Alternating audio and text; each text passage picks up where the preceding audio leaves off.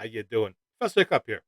Today we are going to do a answer session to the questions that were asked. Now, last week I posted a video. And the video said, "Ask a question, get an answer." So today, answer time. All right. Uh, I'll probably do this once in a while. This will be episode 1. So let's see. The first question was from our friend Jesse Tom. And Jesse says, "Why does February only have 28 days?" Okay, Jesse, this question is actually really super complicated. I could go on for like 2 hours to explain it all. I'm going to try and really condense it really fast, really quick. All right. There were 3 calendars ago, 3 calendar names ago. We're actually in the Gregorian calendar now. Before that was the Julius Caesar's calendar. Before that was King Augustus's calendar. I can't remember the names of what they were actually called. Now, the actual first calendar only had 10 months. The 10 months were March through December, and they didn't include January, February. That was just considered winter. Now, the reason why it happened this way is because of agriculture. They didn't care about January and February because they weren't growing crops at the time. So, the very first calendar that we in our history that we use was 10 months long. Now, I had to write them down.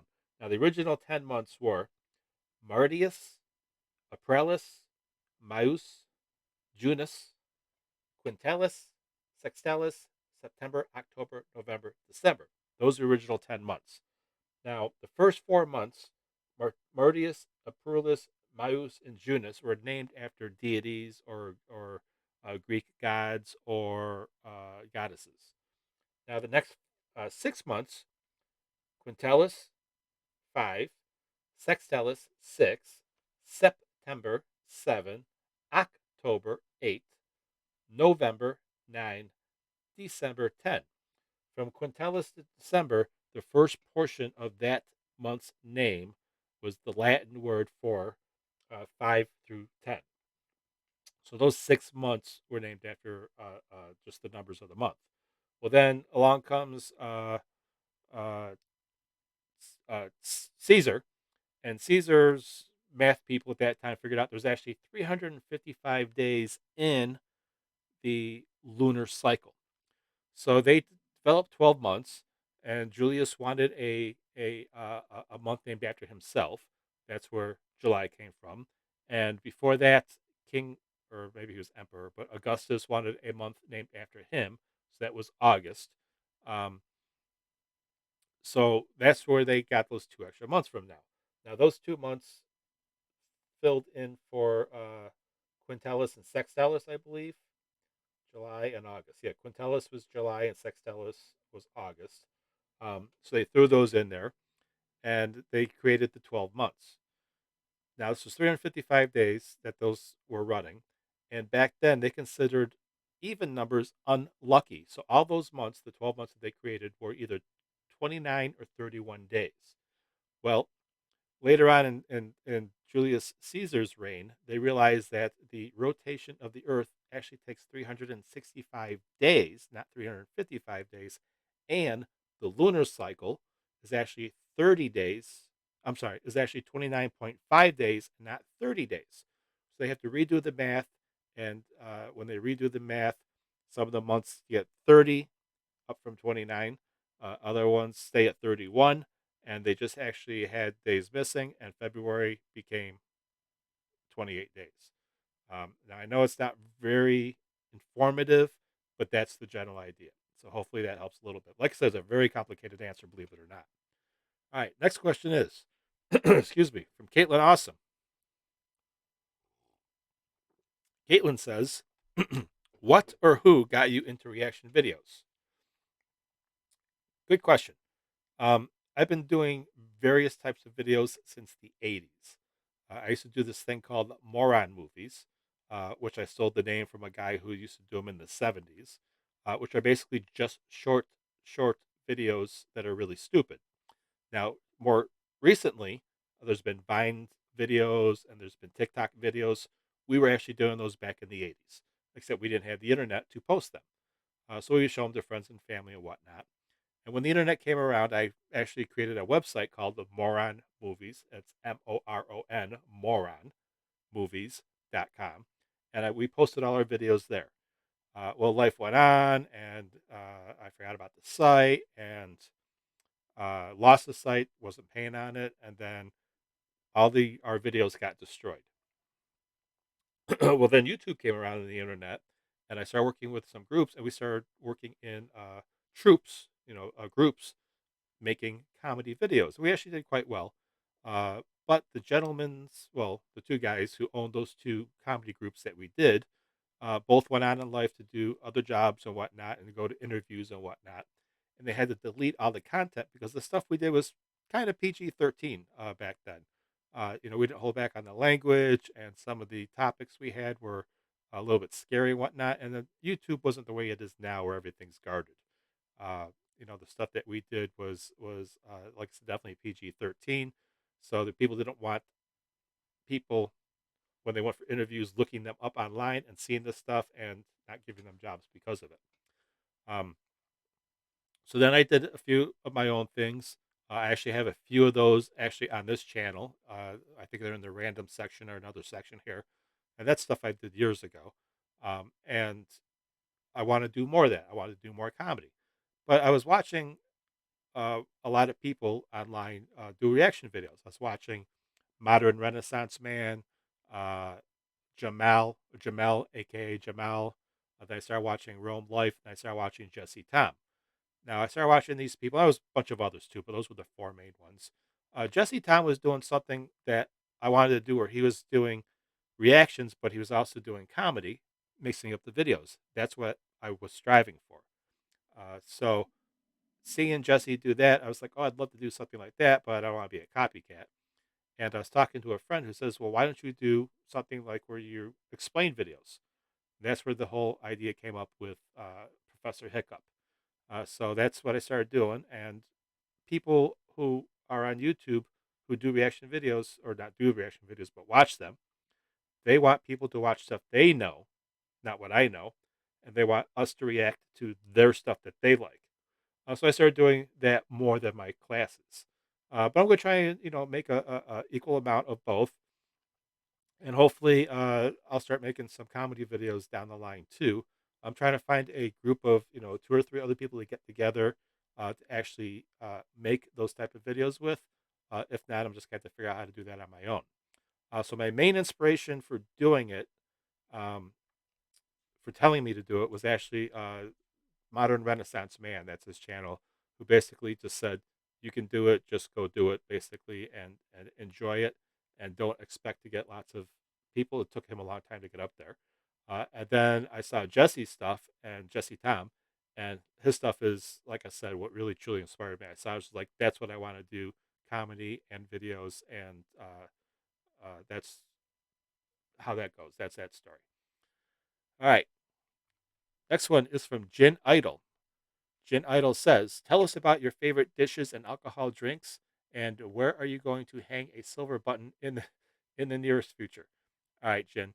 First of all, you have higher hopes than I do. I don't foresee ever hitting 100,000 subscribers.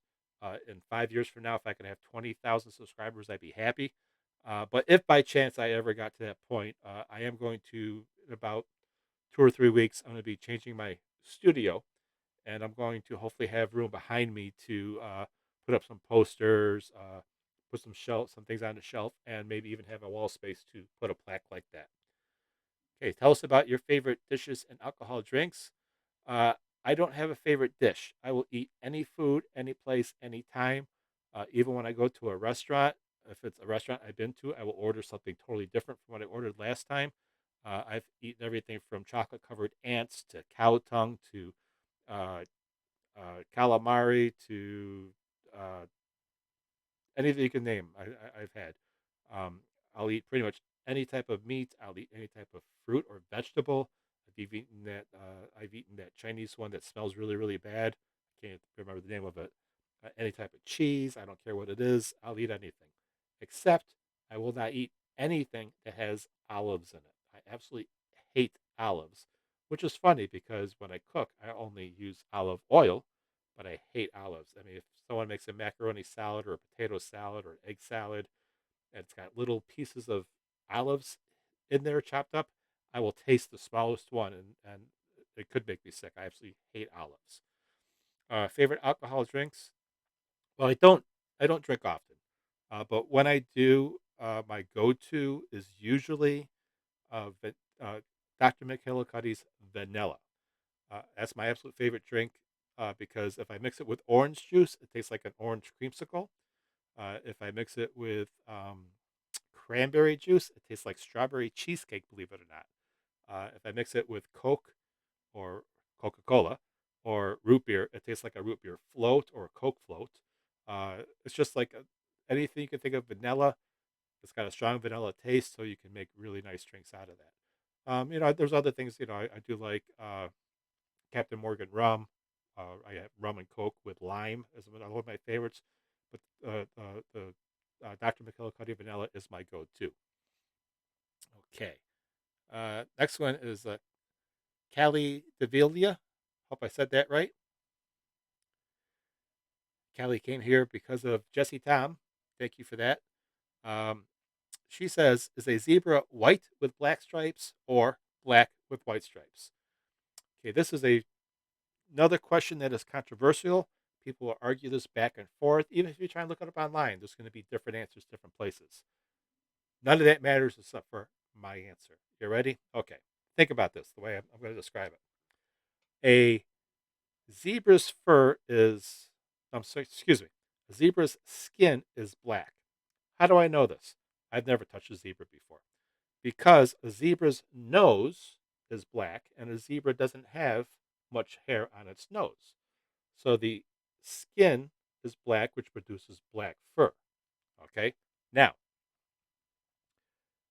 white fur is a lack of pigmentation, which means that there is no pigmentation in, I think it's pigmentation, I think it's the right word, in the hair to give it color. So it comes out white. And I know this because of, well, I know this.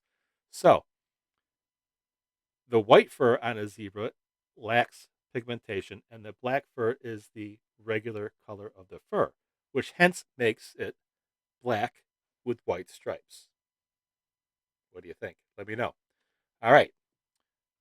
Next question is from CC 2 cents.